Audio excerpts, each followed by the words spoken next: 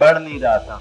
Inferiority complex था कि मैं इतना दुबला पतला हूँ, लोग छेड़ते हैं। आचार्य मनीष जी को बहुत लोग जानते हैं, कोई टीवी से, कोई मोबाइल फोन से, कोई यहाँ आके परिचित हो गई, लेकिन उनके बारे में कौन जानता है? चलो मैं बताता हूँ। उनकी सारी पोल पट्टी मेरे पास है, ठीक है, बचपन से लेकर अब तक की। खोल दूं? सारे भेद खोल दूं? चलो अच्छी बात। तो आचार्य जी थे 21 साल के, बात है 1995 की, 1995। इन्होंने ग्रेजुएशन किया और कॉलेज से फ्री हो गए। गर्मी की छुट्टियां थी। इनका 21 साल की एज में वेट था 39 kg, 39 किलो। एक जवान बच्चे का जब 39 किलो वेट हो जवानी में, वो कैसा दिखेगा? इंफीरियरिटी कॉम्प्लेक्स था कि मैं इतना दुबला पतला हूं, लोग छेड़ते हैं। और कमजोर थे, इम्यूनिटी वीक थी, बार बार बीमार पड़ जाते थे। कभी कुछ कभी वायरल इन्फेक्शन, कभी बैक्टीरिया का इन्फेक्शन, बहुत जल्दी जल्दी बीमार पड़ते थे। तो खाने पीने के बावजूद भी उनका वेट बढ़ नहीं रहा था, क्योंकि बीमारियों से लड़ने में भी बॉडी की एनर्जी लगती है। तो वो गर्मी के छुट्टियों में गए श्री गंगानगर, अपनी ननिहाल। वहां पे एक डॉक्टर थे, डॉक्टर SP छाबड़ा, जो कि आयुर्वेदा में और योगा में और डाइट में इस तरह ट्रीटमेंट करते थे अपने पेशेंट्स का। वहां जाके उन्होंने 3 महीने गर्मी की छुट्टियों में अपना इलाज कराया और उनका वेट 12 किलो बढ़ गया 3 महीने में। पहले तो तालियां बनती हैं। 3 महीने में 12 किलो वेट के लिए कोई टॉनिक नहीं खाया, कोई दवाई नहीं खाई, सिर्फ नेचुरल एकदम।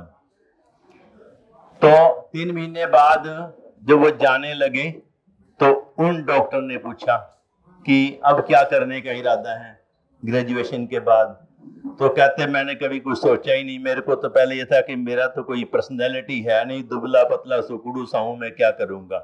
तो कभी इस तरह मेरा ध्यान ही नहीं गया कि मुझे कुछ करना है। उन्होंने बोला गाइड मैं कर देता हूं। कहते क्या? भी आपने 3 महीने यहाँ रह के जो अचीव किया है, जो प्राप्ति हुई है, इस चीज को आप दुनिया में बांटना शुरू कर दो। कहते इससे क्या होगा? इससे क्या होगा? आपने सुना होगा सबसे ज्यादा खुशबू किसमें आती है? फूलों से आती है। लेकिन उससे भी ज्यादा खुशबू उन हाथों से आती है जो फूल बांटते हैं। राइट? सही बोला है? अब आगे से आप भी ध्यान रखना कि सबसे ज्यादा खुशबू उन हाथों से आती है जो फूल बांटते हैं। जो आप समाज में बांटोगे, मुस्कुराहट बांटोगे, मुस्कुराहट आएगी, खुशियां बांटोगे, खुशियां आएंगी, और हेल्थ बांटोगे तो हेल्थ आएगी। वो सीक्रेट उन्होंने सीखा और उन्होंने फूल बांटना शुरू किया। फूलों की सुगंध आ रही है अब सब तक, घर घर में आ रही है। सिर्फ भारत में नहीं आ रही, विदेशों में भी आ रही है।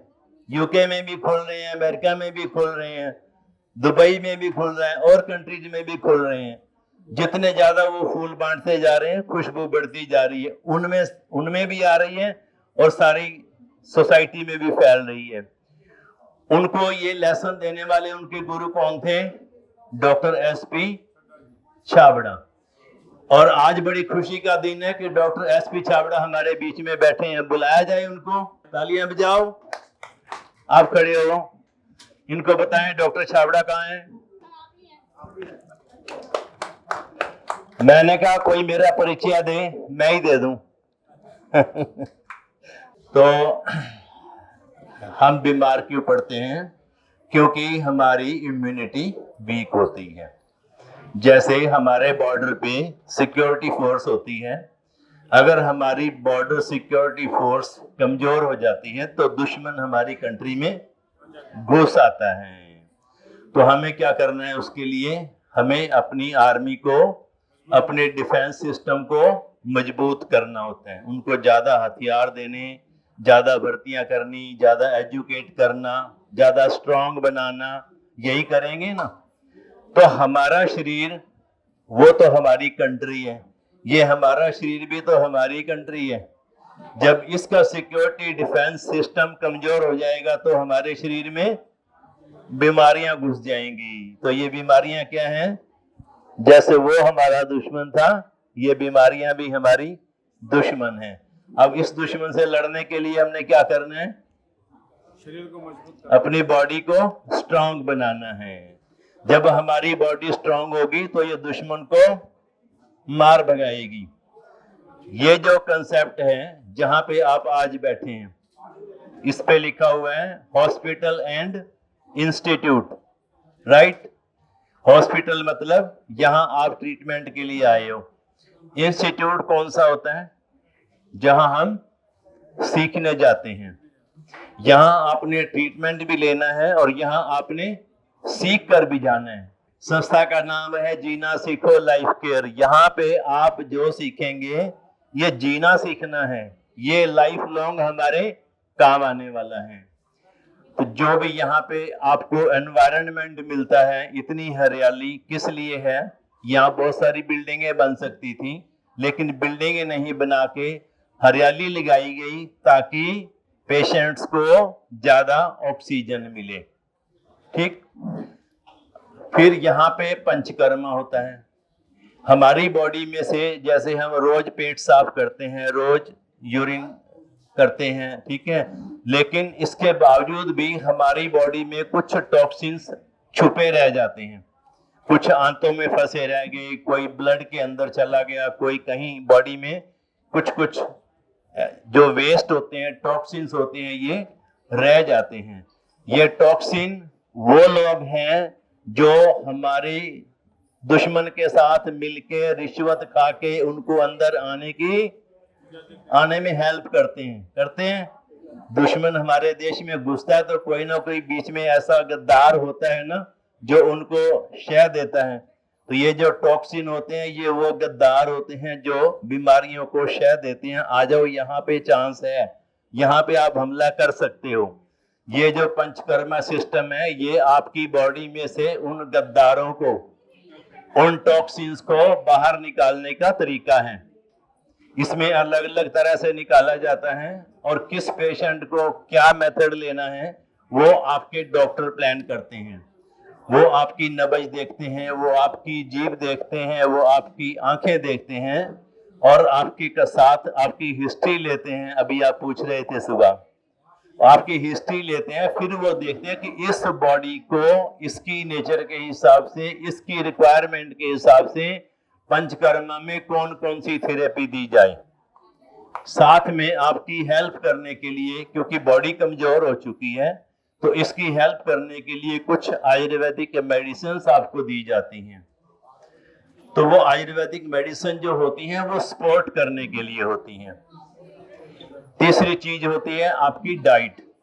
यहाँ जो आपको खाना दिया जाता है वो भी आपकी पूरी डिटेल लेने के बाद आपकी रिक्वायरमेंट के हिसाब से, आपकी बॉडी में जो जो जरूरतें हैं उस हिसाब से आपको खाना दिया जाता है। तो जो डाइट है ये भी हमारी मेडिसिन ही है। जो हम सोचते हैं ये भी मेडिसिन है। अगर हम पॉजिटिव सोचते हैं तो हमारा इम्यून सिस्टम स्ट्रांग होता है, नेगेटिव सोचते हैं तो वीक होता है कि नहीं? जो लोग खुश रहते हैं, हमेशा पॉजिटिव रहते हैं, वो बीमार कम पड़ते हैं। जो नेगेटिव सोचते हैं, हर टाइम रोए रोए रहते हैं, वो ज्यादा बीमार पड़ते हैं। तो हमेशा खुश रहना है। यहाँ पे आपको सुबह योगा सेशन होता है, योगा की क्लास होती है जब लोग एडमिट होते हैं उनके लिए। उस योगा में आपको वो सब सिखाया जाता है जो इस शरीर को स्वस्थ रहने के लिए चाहिए। उसके साथ ये एजुकेशन भी होती है कैसे खुश रहना है। और शाम को होती है भजन संध्या और मेडिटेशन। जो लोग भी यहाँ एडमिट हों वो सुबह योगा में जरूर जाएं और शाम को भजन संध्या और मेडिटेशन में जरूर जाएं। जो मेडिटेशन हम करते हैं ये भी हमारे इम्यूनिटी को स्ट्रॉन्ग करती है, क्योंकि जब आप मेडिटेशन करते हो, ध्यान लगाते हो, आपके माइंड से नेगेटिव थॉट निकलती हैं। जो आप कोई भी पाठ करते हो बैठ के, वो ध्यान लगाने में आता है, काइंड ऑफ मेडिटेशन ही माना जाता है। तो आपका माइंड बीमारियों से, नेगेटिव थॉट से हट जाता है तो ये आपकी इम्यूनिटी को स्ट्रांग करता है। तो हमारा सारा जोर क्या है यहाँ पे? आपके शरीर को मजबूत बनाना। ठीक है, जब हमारा शरीर मजबूत हो गया यानी कि हमारी डिफेंस सिस्टम स्ट्रांग हो गया तो दुश्मन को भगा देगा। तो बीमारी को ठीक कौन करेगा? बीमारी को ठीक करेगा हमारा शरीर। डॉक्टर आपके शरीर को ठीक करने में आपकी हेल्प करता है। आप अपने शरीर को ठीक करने में पूरी ईमानदारी से जोर लगाएंगे तो आपकी बीमारियों से आपका शरीर अपने आप लड़ लेगा। भारत में हमारे 120 से अधिक हॉस्पिटल, क्लिनिक और डी केयर सेंटर्स मौजूद हैं, जहां 900 से भी अधिक आयुर्वेदिक डॉक्टर्स और विशेषज्ञ आयुर्वेद, नेचुरोपैथी, पंचकर्म और डाइट थेरेपी जैसे प्राकृतिक तरीकों के माध्यम से कैंसर, किडनी, लिवर, हार्ट और अन्य गंभीर बीमारियों को रिवर्स करना सिखाते हैं।